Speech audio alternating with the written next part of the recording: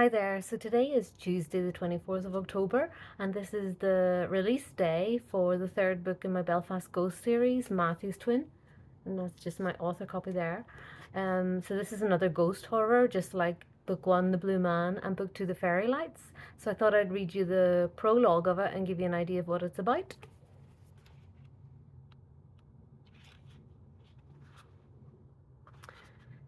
Night fell across Carrickfergus Castle, but not darkness. The sky glowed with orange flames, and thick grey smoke drifted upwards. Screams filled the air and the howls of dogs. The Scottish soldiers had ravaged everything within the town walls, starting with the church, which they had looted. The church, the mill, all the wooden houses, everything burned. Only Carrickfergus Castle remained untouched. One soldier stopped for breath, admiring the castle. It was different than Stravellan Castle, where he lived, as that was surrounded by cliffs. Carrickfergus Castle had a gatehouse with twin round towers defended by land, and the castle was built on the rock of Fergus that jutted out facing the Irish Sea, protecting it by sea on three sides. The soldier was sweating under his heavy padded linen hose and leather-lined metal helm. He pulled the headpiece, coif, and padded arm and cap off, gasping for air, and tucked them under his right armpit. After fighting, there were only two things he wanted: food and a bed for the night with a woman. Maybe he was in luck.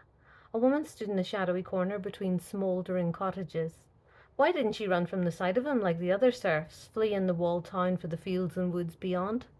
Quite the opposite, in fact. She lingered with a smile on her face, her green eyes beckoning him forward. The soldier strode towards her. Although his mind screamed a silent warning, his feet were under his control. His padded gambeson of wool and horsehair, along with his leather jerkin that fell over his shoulders and dropped to his knees, weighed as much as a sack full of groats. He couldn't wait to take it all off. Over the top of his gambeson and jerkin he wore a yellow tunic emblazoned with a red lion. In his right hand he carried a falchion, and in his left arm his large wooden flat-topped shield reinforced with leather. He was one of many Scottish foot soldiers, Edward Bruce's men, a sea of yellow and red that had swamped Carrickfergus. They'd been among the 300 galleys ferrying 6,000 men from Scotland to Loutharna on the 26th of May, in the year of the Lord 1315, ready to conquer Ireland. But not tonight. Rest after travails. "You're going to lose this war," the woman crooned. He pointed his falchion behind her. "We've already won.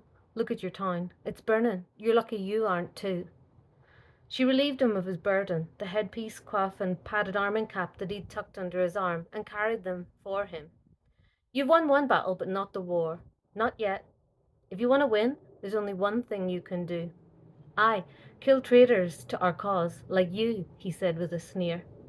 She started walking down a dirt road, turning to offer a taunting smile over her shoulder. "I have something you need if you want to win. If you're serious, that is. But if you're serious, I need something from you in return." In spite of himself, the soldier was intrigued. What did she have that would guarantee the success of his garrison, indeed, even the entire conquest in Ireland? "We don't need any aid. We're the stronger army. You watch and you'll see this whole country fall under our control as it should be," he said, as he followed her forward. She pointed at his feet. "Then why do you follow?" Among the dark shadows of the alley, fear crept into his heart. He was a brave soldier, one of a strong garrison, who had moments before sacked the town. Yet here he was, afraid of the unknown, scared of a small woman in the darkness. They'd arrived at a wooden shack. The doorway was rotten, the bottom jagged, where the oak had tapered into triangular points. The soldier stooped, ducking under the low wooden frame, and followed the woman into her dwelling. He propped his wooden shield against the wall by the door and rested his falchion beside it. Instinct told him she wasn't his enemy, but even if she were, he could kill her with one blow, if he had to. Inside the shack were items that he expected in a peasant hovel, and items that were strange to the eye. A low-set bed made of wood with a reed mattress and a patch wool blanket was familiar in the same style of furniture in houses back in Scotland. Directing his eyes further back into the dull interior, lit by embers from a hearth, he saw a stone altar. Suspended above it were animal bones. Fish, sheep, chickens, strapped with linen threads to the ceiling. On the stone altar lay organs of animals unknown, a heart perhaps, and small dark pieces of flesh that looked to be kidneys. The smell of fresh blood was rife in the air. The omens are in your favor, but you have to give me one thing in return. The woman cast a sly grin at the soldier. She reached behind the altar and retrieved two items, one in each hand: a black stone dagger in her right hand and a small brown clay urn in her left hand. The clay urn looked to have been freshly made. The clay was still damp, not yet fired. What is this one thing of which you speak? The woman glided forward in one fluid move that seemed as though she'd floated, or had he imagined it? She closed the distance between them and sliced the palm of his right hand with the dagger. He was stunned. As a professional soldier, his reflexes did not normally allow such actions to occur, never mind to cause him injury. Yet there he was, as though frozen while the blood poured from his strong hand. What spell did you put on me, witch? What have you done? The woman caught the blood, thick and burgundy, as it dripped into the clay urn. This will give you the power to win this war. What power? You've injured my sword hand. What power can come to me now that you've weakened me? She ignored him, rubbing the blood into the wet clay with her thumbs until it had all been absorbed. The clay looked a dark reddish brown. Success is guaranteed, but it'll take longer than you think. She set the wet urn next to a gap in the wall of her hovel, where one of the wooden panels had rotted away, letting it bathe in eerie blue moonlight. How long? The soldier said, starting to raise his voice. You will take the castle within the year, but the journey for your own personal success will take much longer. What do you mean by that? Speak in plain words, he shouted.